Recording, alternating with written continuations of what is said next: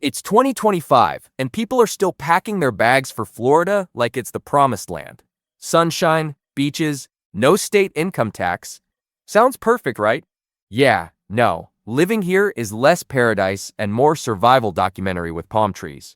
The first thing Florida hits you with isn't a beach sunset, it's the air. Step outside the airport and bam, it's like you've walked into a sauna with no exit. You think you'll get used to it? You won't. You'll just get better at pretending. Your glasses fog. Your deodorant files for workers' comp. Your hair? It invents new geometry. Daytime feels like a punishment, and nighttime? That's just daytime with fewer witnesses. The weather app? Pure performance art. And don't bother hoping for relief. Florida humidity clings to you like an ex who still wants one more talk. So before we even get into money, housing, or hurricanes, let's set the tone. This place will test your patience, your wardrobe, and your ability to keep a straight face while sweating through your shirt at 9 a.m. Welcome to Florida, where the forecast is always the same: relentless sun, random lightning, and a heat index with its own personality disorder. Here's the brochure line. No state income tax. Cute. Florida loves to wave that around like it's some magical freebie. But the rest of the page? Fees, tolls every 6 miles, surprise HOA assessments, garbage pickup that costs more than your streaming bill, and, oh yeah, insurance that makes Stephen King look like light reading. Homeowners insurance here is nightmare fuel. The national average premium for a $300,000 home is about $2,400. In Florida, try $5,700. That's more than double. And if your roof is older than a labradoodle, congratulations, your rates just tripled. Live near water? Add flood insurance, windstorm coverage, and a deductible so big it should come with a shovel. And here's the real kicker. Your insurer might just ghost you. No warning, no explanation, just gone. Then, you're stuck with the state's insurer of last resort, which feels less like protection and more like a pity date. Why is it so bad? Because everyone here sues everyone. Roofers sued insurers, insurers sued roofers, homeowners joined the circus, and hurricanes played the headliner. The whole thing turned into a lawsuit buffet. And who pays for the chaos? You. So yes, technically you save on state income tax. But when you're writing a $5,000 check for insurance every year, plus another $3.50 every time your car passes a toll booth, you'll start to wonder if that Florida bargain was actually just a con with palm trees. So you survived the heat and didn't faint at the insurance bill. Now you're house hunting. You jump on Zillow, see something that looks like a steal, and think, wow, maybe I can actually afford this. Then you read the fine print. HOA. Florida HOAs are their own brand of comedy. Want to paint your front door a slightly different shade of beige? Denied.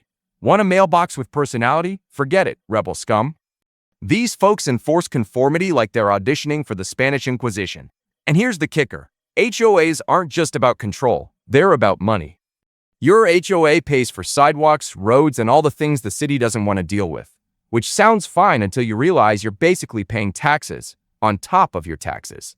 And housing prices? Yeah, they shot up like a rocket. Back in 2019, the average Florida home was $244,000. In 2025, it's $396,000. That's after peaking at $450,000 just last year.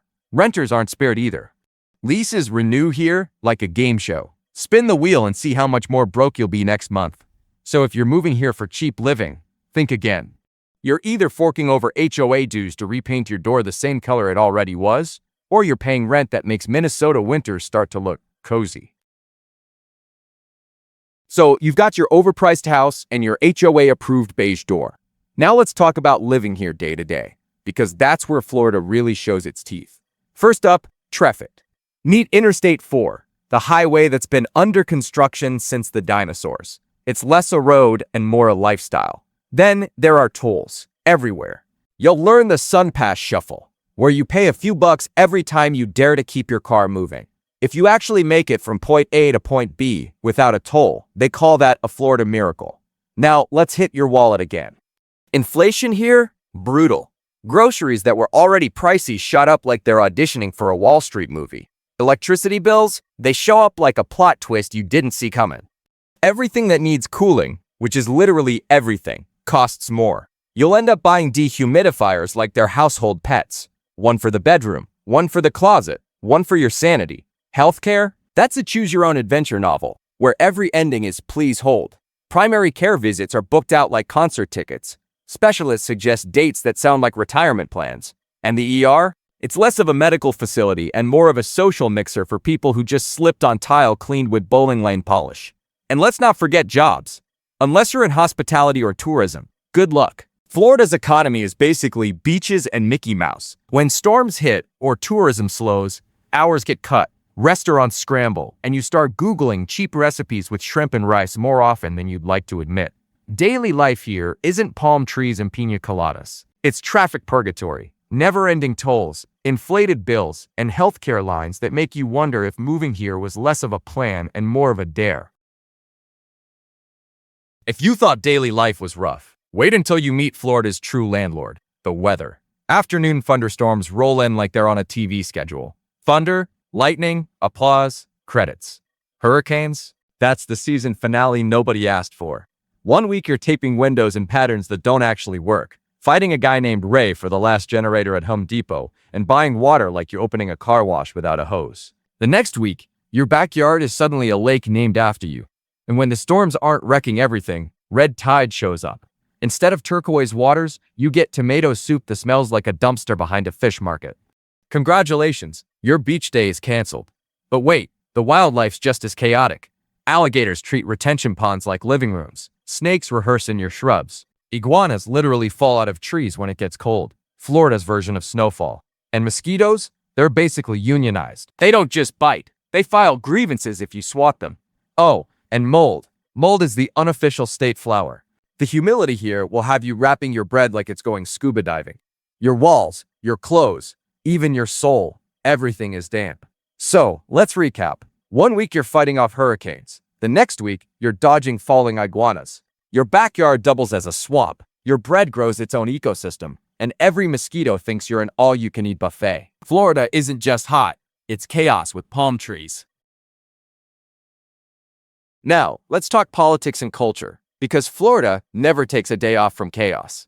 Imagine Thanksgiving dinner that never ends, except half the table is yelling about freedom while the other half is building a PowerPoint about consequences. That's Florida politics. School board meetings turn into gladiator arenas. County commissions are spicier than hot sauce. Even your favorite brewery has a political stance, and suddenly happy hour feels like a debate club with pretzels. And daily culture? People here will fight to the death over which Publix chicken tender sub is the best, but avoid mentioning anything else unless you want your neighborhood barbecue to turn into CNN versus Fox News. The safest conversation topics are weather, wildlife, and which sunscreen brand won't melt off in 10 minutes. Water quality? One day it smells like pennies, the next like boiled eggs, and sometimes like someone brewed coffee in a tire. Metal rusts overnight, your car becomes a chemistry experiment, and filters become a line item in your monthly budget. Education's a gamble too, a mix of great schools, mediocre ones, and plenty that are underfunded. And yes, the beaches are beautiful, until jellyfish hold their annual convention, or the UV index decides to roast you alive.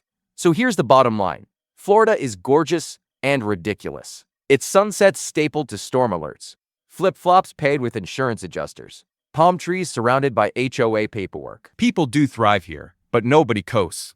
If you're still planning to move, don't bring a fantasy. Bring a spreadsheet, a surge protector, and a sense of humor, strong enough to survive on canned tuna and warm Gatorade. You'll need all three. Florida isn't paradise. It's chaos with palm trees.